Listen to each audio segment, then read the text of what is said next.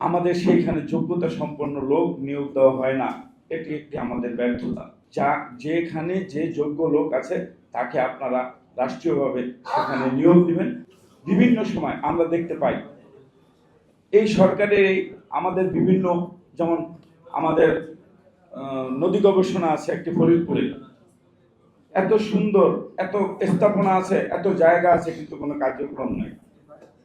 আমরা নদী কমিশন বলেন, আমাদের সেইখানে যোগ্যতা সম্পন্ন লোক নিয়োগ দেওয়া হয় না, এটি একটি আমাদের ব্যর্থতা।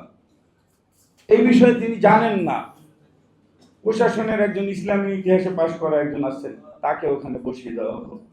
তাকে আবার অন্যজন শিখাচ্ছে, তিনি আবার ধার করে জ্ঞান অর্জন করছে। এইসব বিষয় থেকে আমাদেরকে বের হয়ে আসতে হবে।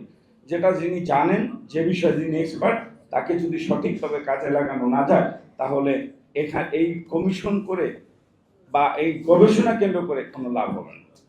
এই জন্য আমি, আমাদের মন্ত্রী মহোদয় আছেন, আমি মনে করি যেখানে যে যোগ্য লোক আছে তাকে আপনারা রাষ্ট্রীয়ভাবে সেখানে নিয়োগ দিবেন, তাহলে আমাদের সেই কাজটি সঠিকভাবে প্রয়োগ হবে এবং যে অর্থটি নষ্ট হবে, অর্থটি আপনারা ব্যয় করবেন, সেটা কাজে লাগবে। শুধু অর্থই যায় কিন্তু কোনো কাজে আসে না, এরকম অনেক সেক্টর আমরা দেখি।